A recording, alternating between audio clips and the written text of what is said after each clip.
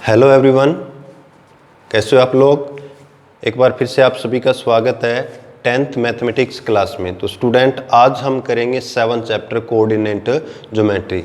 Chapter है simple और इस लेक्चर में हम करेंगे 7th चैप्टर का बेसिक इंट्रोडक्शन। तो आप ये मत देखो कि इसमें क्वेश्चन नहीं है तो हम नहीं देखेंगे। बेसिक कॉन्सेप्ट किसी भी चैप्टर का, किसी भी टॉपिक का बहुत ज़रूरी है। जब तक बेसिक कॉन्सेप्ट अपना क्लियर नहीं है, हम चैप्टर के बारे में ज़्यादा नहीं जान सकते, नहीं कर पाएंगे। तो देखिए, बेसिक कॉन्सेप्ट देखते हैं। अपना चैप्टर का नाम है coordinate geometry, 7th chapter. Coordinate geometry है क्या, तो यहाँ कुछ डेफिनेशन है, उनको करते हैं। सबसे पहले प्लेन की डेफिनेशन हमें पता है। उसके बाद हम हॉरिजॉन्टल वर्टिकल लाइन लेंगे। तो देखते हैं, सबसे पहले हम लेते हैं प्लेन की डेफिनेशन, ठीक है। तो फर्स्ट ऑफ ऑल जो डेफिनेशन है वो है प्लेन। प्लेन क्या है? प्लेन देखो, ये जो अपने को दिख रहा है ना, ये भी अपर फेस, ये जो अपने को अपर फेस दिख रहा है ये भी प्लेन है, यानी कि front face of white board. ये व्हाइट बोर्ड है अपना, front face of white board. जो अपने को दीवार दिखाई देती है उसका फ्रंट फेस, पूरी की पूरी दीवार नहीं, पूरी की पूरी दीवार तो 3D में आ जाएगी, वो प्लेन नहीं होगा। अर्थ का जो अपर पार्ट है जिस पे हम चलते हैं, पूरी अर्थ नहीं, अर्थ का अपर पार्ट, ये सारे के सारे एग्जाम्पल हैं प्लेन के। यानी कि 2D फिगर होता है। 2D का मतलब जिसमें दो ही डायमेंशन होती है, लंबाई चौड़ाई। लंबाई चौड़ाई किसी भी रूप में हो सकती है जहां मोटाई या ऊंचाई नहीं होती। तो a 2D figure is called a plane, ठीक है। दैट इज अ प्लेन के एग्जाम्पल तो बहुत सारे हैं, पर मैं वही करवाऊंगा जहां से जैसे the front face of white board या ब्लैक बोर्ड, जो भी यूज करते हो, white board, upper face of earth, ठीक है। और भी बहुत सारे हैं जैसे रेक्टेंगल, ट्राइंगल, सर्कल, ये सारे के सारे अपने 2D फिगर है। देखो, एक बात अब कहूंगा कि ये बेसिक कॉन्सेप्ट है, अपनी रफ नोटबुक उठाइए और नोट करते जाइए, पूरे का पूरा अच्छी तरह से नोट कर लें। हाँ, तो front face of earth rectangle या एटसेट्रा डाल रहा हूं मैं, क्लियर हो गया। प्लेन क्या होता है? 2D फिगर होता है। अब उसके बाद में आते हैं horizontal and vertical line. Horizontal and vertical line, साथ के साथ फिगर नोट कर देना। Two line horizontal and vertical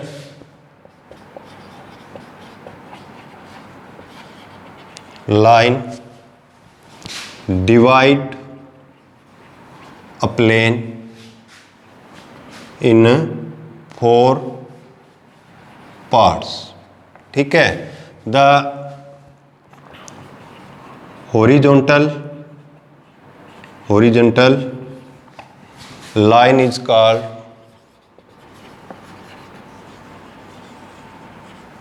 x-axis and vertical line is called y-axis, ठीक है। हॉरिजॉन्टल का मतलब ये जो पोजीशन होती है, जैसे इसको हम मार्कर को इस पोजीशन में रखें तो ये अपना हॉरिजॉन्टल पोजीशन, और ये वाली होती है वर्टिकल पोजीशन। तो ऐसे जो लाइन है उनको हॉरिजॉन्टल लाइन बोलते हैं, और ऐसे जो लाइन है उनको बोलते हैं वर्टिकल लाइन, क्लियर है ना। तो horizontal line is called x-axis, vertical line is called y-axis, ठीक है। The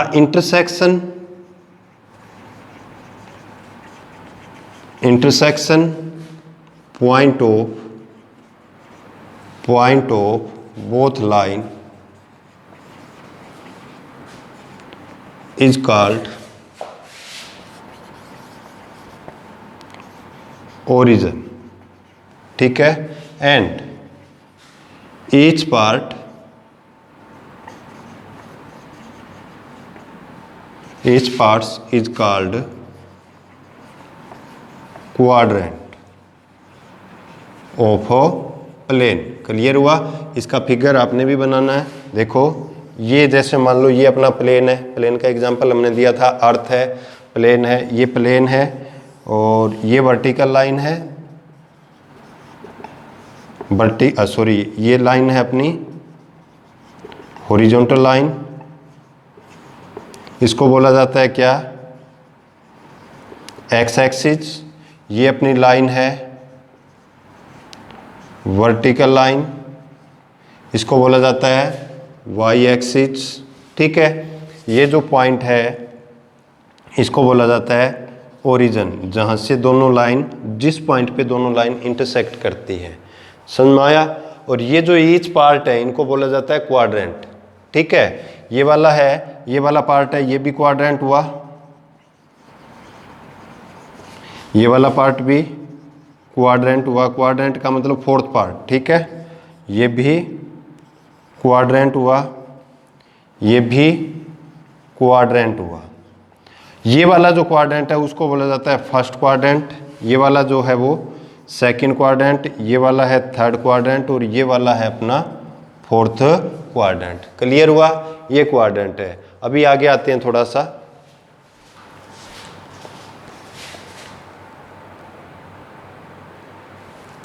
हाँ जी, फोर्थ पार्ट अपना कि every point in plane is in the form of x y. Plane में कोई भी पॉइंट जो होता है वो एक्स वाई की फॉर्म में होता है, where x is the distance from y axis to point. जहां एक्स क्या है, वाई एक्सिस से उस पॉइंट का डिस्टेंस है, एंड इज कॉल्ड अब्सिसा, उसको बोला जाता है अब्सिसा या एक्स कोऑर्डिनेट, अब्सिसा या एक्स कोऑर्डिनेट, ठीक है।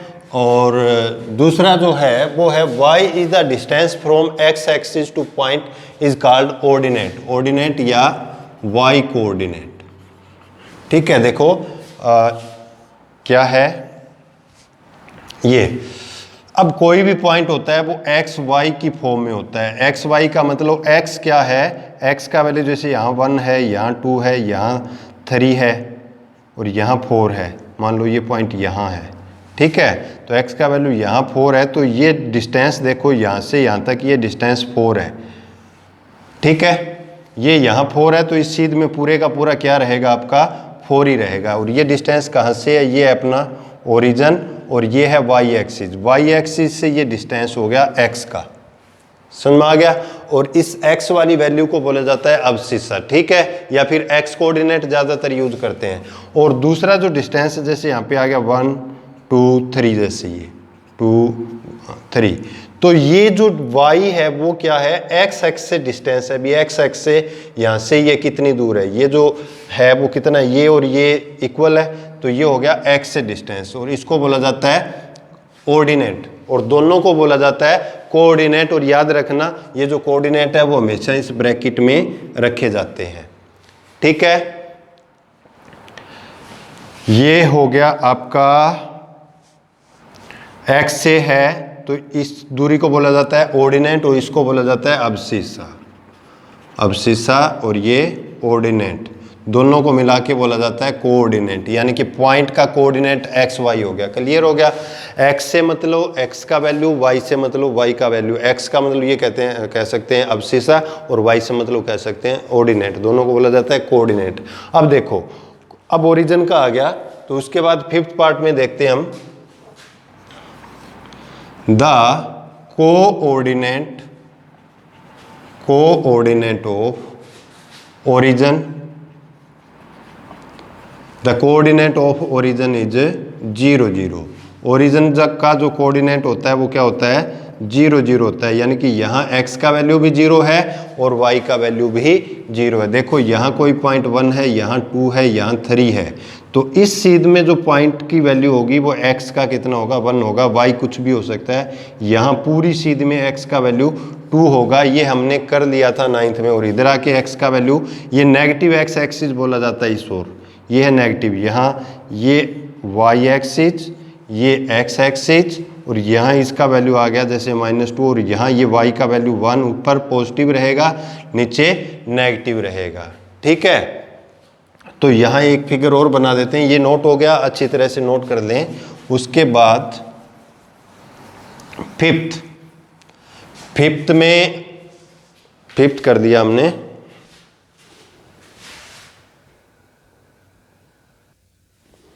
हाँ, तो फिफ्थ का ये फिगर ये क्लियर हो गया। एक बार इस फिगर को साफ कर दें। मैं खाली इस पे क्या रख रहे हैं, इस पे हम रख रहे हैं ओरिजिन का, यानी कि वैल्यू ऑफ ओरिजिन, ओ से लिखा जाता है, और ये हो गया 0 0। अब अपना सिक्स्थ है, सिक्स्थ में खाली सीधा ही बता दें कि देखो फर्स्ट क्वाड्रेंट में यहाँ देखो 2-3 पॉइंट लिख रहा हूँ मैं, 1 2 3, यहाँ 1 2, यहाँ x नेगेटिव आ गया -1 -2, यहाँ 1, यहाँ 2 ले लिया जैसे y का, नेगेटिव आ गया नीचे। ठीक है, तो यहाँ कोई हमने ये पॉइंट लिया तो x की सीध देखो कितनी है 2, और y का सीध कितना है 1, तो इस पॉइंट का वैल्यू 2 1 हो गया। और याद रखें इनको ब्रैकेट में रखना है। और यहाँ कोई पॉइंट लेंगे, जैसे ये पॉइंट लिया तो x की सीध कितनी होगी -2, और y की सीध +1। यहाँ कोई पॉइंट लेते हैं हम, जैसे ये लिया तो x का क्या सीध है -2, y का क्या सीध है -2, यहाँ दोनों माइनस को हो गया। और ये आ गया फोर्थ क्वाड्रेंट। फोर्थ क्वाड्रेंट में कोई पॉइंट लिया हमने, x का क्या सीध है, यहाँ x का है 2 और y का क्या सीध है -2। कहने का मतलब हमें ये देखना है कि पॉइंट ये प्लस माइनस का देखना है। तो फर्स्ट क्वाड्रेंट में दोनों के दोनों पॉजिटिव होते हैं, प्लस के होते हैं। सेकंड क्वाड्रेंट में x नेगेटिव होता है, y पॉजिटिव होता है। और थर्ड क्वाड्रेंट में दोनों ही नेगेटिव होते हैं, x कोऑर्डिनेट और y कोऑर्डिनेट दोनों। और फोर्थ में क्या होता है, x का वैल्यू पॉजिटिव होता है और y का नेगेटिव होता है। क्लियर हुआ? इतना नोट कर लें अच्छी तरह से। उसके बाद हम आते हैं 6th 7th पार्ट पे आते हैं। ठीक है, तो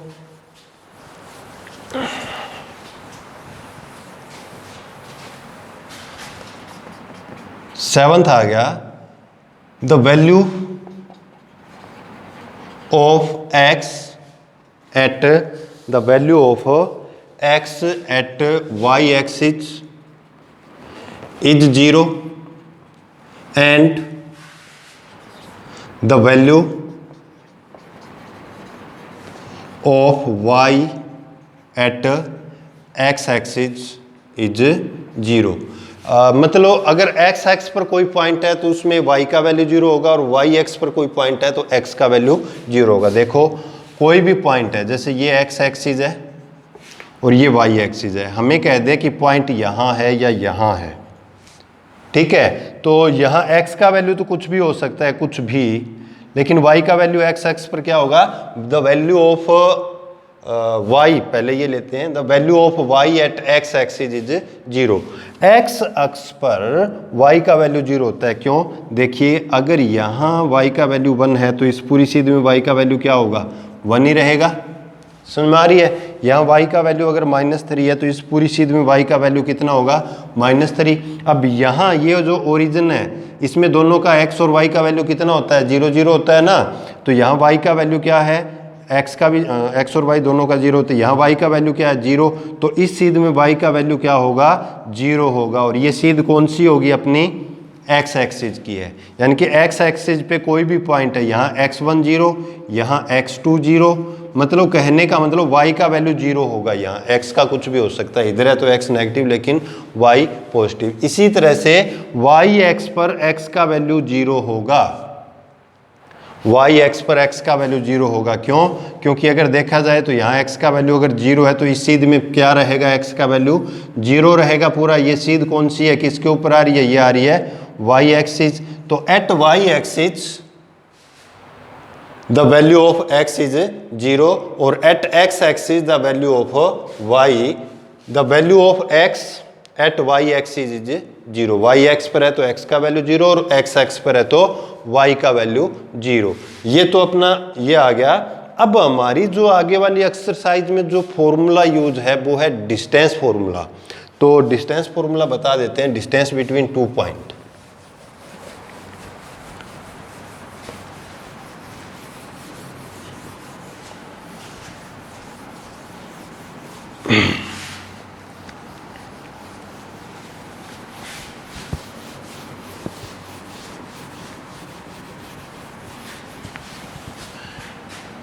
distance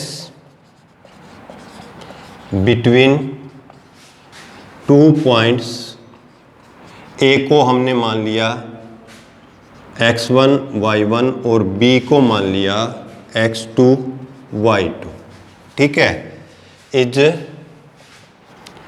given by A B, और ए बी इक्वल होता है root of x2 minus x1 whole square plus y2 minus y1 पूरे का स्क्वायर, और पूरे का क्या हो गया, स्क्वायर रूट। यानी कि x में से x का वैल्यू माइनस करके स्क्वायर कर देना है, y में से y का वैल्यू माइनस करके स्क्वायर कर देना, और फिर कर देना है पूरे का स्क्वायर रूट। ये आ गया दोनों के बीच का डिस्टेंस। अब मैं देखता हूँ वीडियो कितना लंबा हो गया, नहीं तो मैं इसी क्वेश्चन को अभी प्रूव करवाऊंगा। सिंपल सा है, कुछ नहीं अभी बनता कैसे है, कर लेंगे इतने में। देखो सिंपल है, जैसे ये है, ये पॉइंट अपना हो गया ए x1 y1, ये पॉइंट है अपने पास में b कोई x2 y2, और ए बी से मतलब ये होता है ए और बी के बीच का डिस्टेंस। ए और बी के बीच का डिस्टेंस, ए बी से मतलब होता है ए और बी के बीच का डिस्टेंस, और ये ए बी इक्वल होता है x में से x माइनस कर दो, y में से y माइनस कर दो, माइनस करने के बाद दोनों का स्क्वायर करो और रूट कर दो। बनता कैसे है, सिंपल सा है। देखो जैसे यहाँ y की सीध 1 है, 2 है, 3 है और 4 है। जैसे मैं इस पॉइंट को थोड़ा सा ऊपर ले लूँ, जैसे ये पॉइंट है अपने पास में, ये x2 y2 आ गया बी पॉइंट, ठीक है। और यहाँ जैसे x की 1 है, 2 है, 3, 4 और जैसे ये आ गया अपना 5, ठीक है। अब देखो यहाँ क्या है, ये वाला मैं ये तो जनरल है वैल्यू x1 y1, और यहाँ मैं वैल्यू पुट करके आपको दिखा रहा हूँ, समझ में आ जाएगा, ठीक है। और यहाँ से हमने ये जो लाइन है, ग्राफ पे हमें पता होता है ऐसे पैरेलल लाइन होती है, और यहाँ से ये पैरेलल हमने खींची। अब ये खींचने के बाद में देखो ये वाला क्या फॉर्म होता है, इस पॉइंट को अगर P डालें तो ये 90 डिग्री का एंगल है, राइट एंगल ट्राइंगल हो गया।